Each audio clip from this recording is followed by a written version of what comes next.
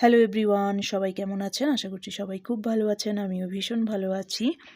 কথায় বলে, কাজ নেই তো খই ভাজ। তাই আমি খইই ভাজছি। আসলে আজকে আমার বরের হচ্ছে যে স্কুলে এমওডি ডিউটি আছে। মাসে ২ টো করে এমওডি ডিউটি থাকে। তো ওই দিন স্কুলে খেতে হবেই। বাচ্চাদের সাথে স্কুলে খেতেই হবে। অন্যান্য দিনেও খাওয়া যায়, কিন্তু ও খায় না, ঘরে চলে আসে। যাই হোক, তো ছেলের যখন টিফিন বানিয়েছিলাম তখনই একটু বেশি করে বানিয়ে নিয়েছি, ওটাই দুপুরবেলা খেয়ে নেব। খেয়ে নিয়ে এই যে বসেছি খই ভাজতে। করব আসলে একটু পাটা ভীষণ খসখসে হয়ে গেছে, তাই একটু পায়ের চর্চা করব। পায়ের রূপচর্চা। যাই হোক, তো সেই কারণে দেখতেই পাচ্ছেন গরম জল নিয়েছি, একটু নিয়েছি লেবু, আর নিয়েছি একটু চালের গুঁড়ো। চালের গুঁড়োর ভিডিওটা আমার করা হয়নি। নিয়েছি একটু শ্যাম্পুও, দিয়ে গরম জলে পা ডুবিয়ে বসবো আধা ঘন্টা।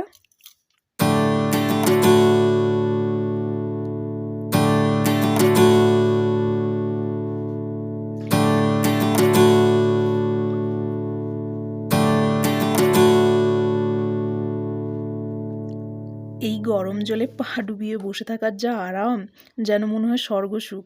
কেউ যেন ডিস্টার্ব না করে এই সময়, এটাই মনে হয়। যাই হোক, আজ তো বরের এমওডি, ও তো আজকে বেশিরভাগটা সময় স্কুলেই থাকবে। আমি আমার মতো দিন কাটাচ্ছি।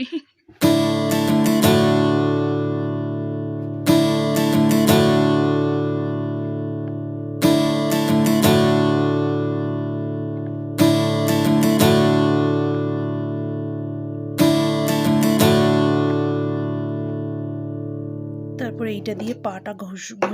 এটা পেডিকিউর ব্রাশ। এটা দিয়ে পায়ের ময়লাগুলো সব উঠে যায়। মানে আমি তো এটা ইউজ করি। আর আপনারা কি ইউজ করেন অবশ্যই আমাকে জানাবেন। তো এটা দিয়ে এবার আমি পাটা ঘষবো। আধা ঘন্টা মতো হয়ে গেছে। এবার পাটা ঘষবো। ভীষণ ময়লা উঠেছে আমার পা থেকে, বিশ্বাস করুন।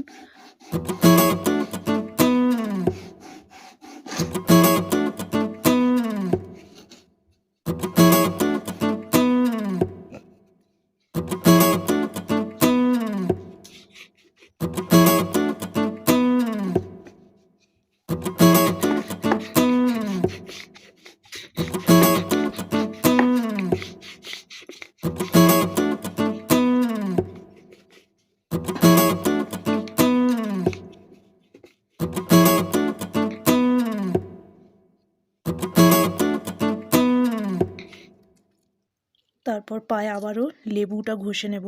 লেবু ঘষে নেওয়ার পর আবার ওই পেডিকিউর ব্রাশ দিয়ে আবার খুব ভালো করে ঘষে নেব। তারপরেই দেখবেন পায়ের ময়লাটা অনেকটা উঠে যাবে, মানে আমার মনে হয় অনেকটা উঠে যায় আমার। তো তারপরে পাটা ভীষণ একটু বেশ ফর্সা ফর্সা লাগে। যাই হোক, তারপরে একটু নেল কালার লাগিয়ে দেবো, ভালোই লাগবে।